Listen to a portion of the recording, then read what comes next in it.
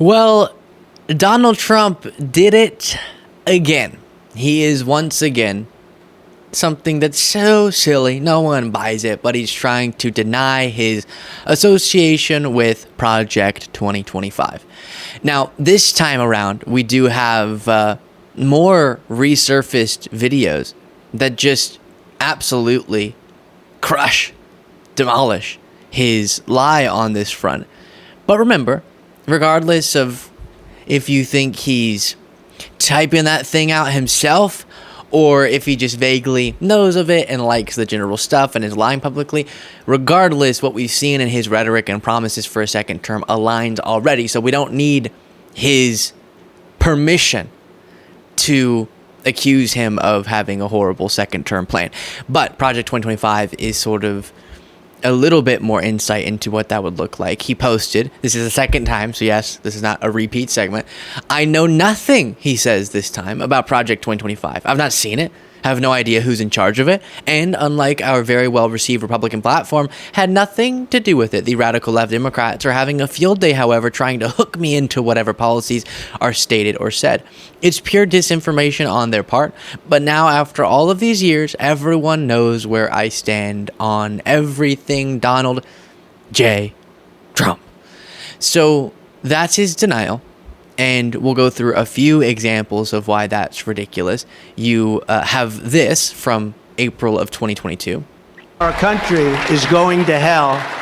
The critical job of institutions such as Heritage is to lay the groundwork, and Heritage does such an incredible job at that. This is a great group, and they're going to lay the groundwork and detail plans for exactly what our movement will do and what your movement will do when the American people give us a colossal mandate to save America, and that's coming. Yeah, so he says that Heritage Foundation, or Heritage Foundation, as he first said it, that they're constructing the plan for what we'll do when we win. That became Project 2025, and we're not buying your nonsense, Donald. Just a lickety-split pause to request you, if you're not already, to subscribe to the YouTube channel by clicking that subscribe button. So easy and free, but it makes all the difference in the world. Appreciate it. Back to the video. You also have this. Just don't ask me a question like that. But we've been good students, haven't we, all together? Haven't we been good students? But the Heritage Foundation came out with a report, and this was as of 2 months ago. We've already implemented 64% of our top agenda items, and that's at a much faster pace than even Ronald Reagan. That's pretty good, right? So just bolstering the alignment of the Heritage Foundation and Trump, and even the president of the Heritage Foundation, Kevin Roberts, doesn't buy Trump's denial or indicates it's ridiculous by saying, back to President Trump for just a minute, Kevin. Is it your understanding that he has distanced himself from it because the left, because you brought up how much they've spent in demonizing Project 2025. Is it your understanding he's distanced himself from your project because they've successfully demonized Project 2025? Or is it because he has substantive policy disagreements with some of what you've recommended? I think if you look at the spending against Project 2025 by the Biden campaign and whatever the affiliated super PACs have spent, it's the former. Back to President Trump for just... Right. It's him avoiding the perception because of the left's spending. Now, in reality, the funny thing is the big thing has been go learn about what it is. Go Google it, right? I saw the Biden account on Twitter just has been posting Google Project 2025.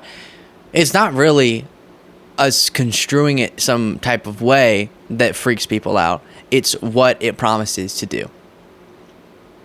Like rolling back the reproductive rights that Americans have, I was going to say come to enjoy, but that they deserve, that are necessary. And then this unitary executive theory justifying the centralization of power for the executive branch, with the president being able to do far beyond what Americans want to see, restricting access to contraception being one example of the reproductive rights rollbacks targeting LGBTQ Americans, rolling back rights for them, mobilizing the military in unconstitutional ways, abolishing agencies, abolishing the Department of Education, for example, giving the president direct control, directing the Department of Justice what to do. One use we've heard Trump indicate he wants to do with that, instead of sort of keeping the DOJ independent in many ways from the president in their daily operations, instead having them take directives from the president on stuff like going after a political opponent. Trump salivating over that idea because of his false perception that that's happening. Let me clarify, because of his lies that that's happening to him when he got himself into legal trouble. And then one big part of this, without spending a whole hour, it's more than 900 pages, we could go through a bunch of things, but going through every detail, one fundamental characteristic of this plan is staffing the entire, what they refer to as the bureaucracy, with Trump loyalists. And there's logistical ways they're going to make that possible, to just wipe out all these career civil servants who actually do the daily operations of running our government. And that allows for smooth transitions from one administration to another, and the operations of the government aren't super interrupted by the political positions, and unless they do something crazy. But for the most part, we can keep things moving and grooving, and wiping that out and putting in all those positions Trump loyalists, so that he doesn't have pushback or resistance in doing some of his worst intentions.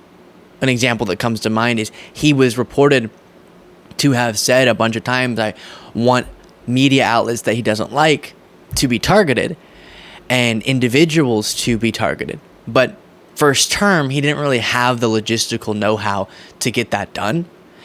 This would put people in all the positions to do those sorts of things, to go after MSNBC. He said the government should come down hard on MSNBC. Doing that pragmatically, actually figuring out how to do that in the real world, is what this plan will serve to do. Whatever Trump wants, centralized power for him, and they have their goals, but also whenever he says he wants something, even if it violates the Constitution, it's much more possible because of the loyalists being in all these positions where normally it's not a political position. And also Abby Phillip makes this point. Another person involved is one of Trump's closest aides, and he's even clearer about the project's purpose.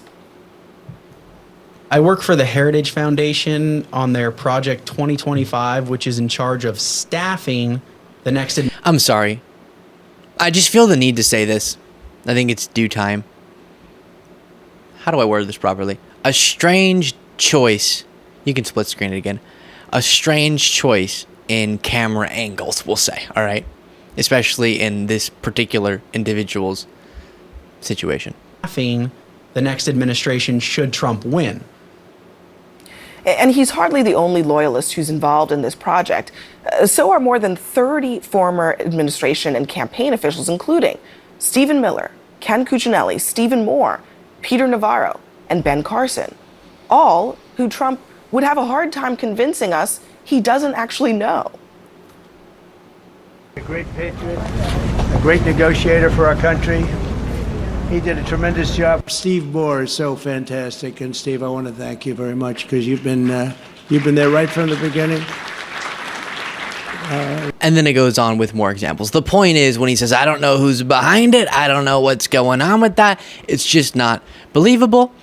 But interestingly, what I want people to understand is the debate doesn't have to even be, does Trump know about this plan? And obviously he does, but let's just say, fine, ignore that.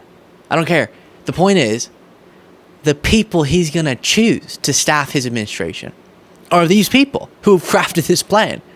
He would admit to some of these people being people that he wants to see in his administration. And so while he's busy, passionate about certain authoritarian plans, as we've documented, he will staff his administration with people who also have further dystopian, dangerous intentions. And together, you get bad. Okay, put simply.